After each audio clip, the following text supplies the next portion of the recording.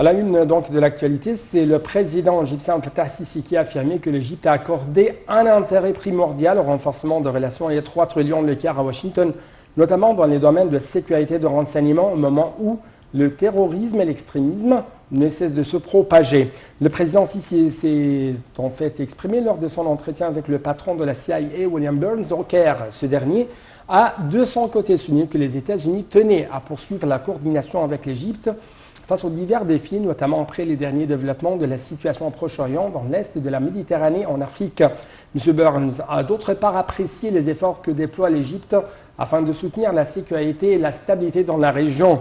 Au cours de leur entretien, le président Sisi et le patron de la CIA ont de même examiné les moyens de renforcer la coopération entre les deux pays dans le domaine de la sécurité et de renseignement.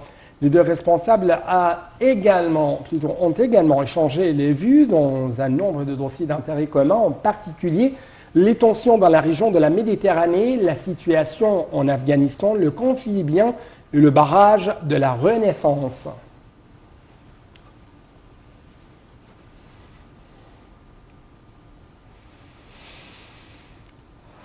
Le Premier ministre, Dr Mostafa Madbouli, a examiné les étapes exécutives susceptibles de pratiquer le système de transformation numérique avec le ministre des Télécommunications et de la Technologie des Informations, Dr Amr Talat.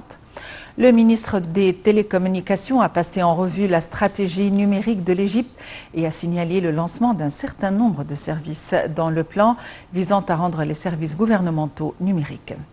Le ministre a signalé que 200 services numériques seront disponibles pour les citoyens à la fin de l'année en cours. Le gouvernement vise actuellement à les lever à 400 services l'année prochaine.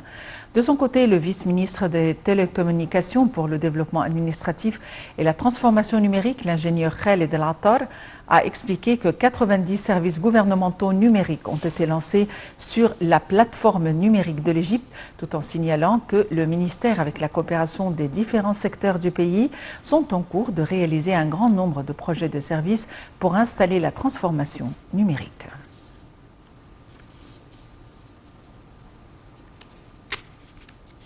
Quant aux indices de la Bourse du Caire, ils ont collectivement haussé lors de la première séance de la semaine soutenue par des opérations d'achat de la part des institutions arabes et étrangères. L'indice principal EGX 30 a grimpé de plus de 1,3% au niveau de 11 030 points. Et les indices secondaires EGX 70 et EGX 100 ont respectivement haussé entre 0,5% et 0,7%.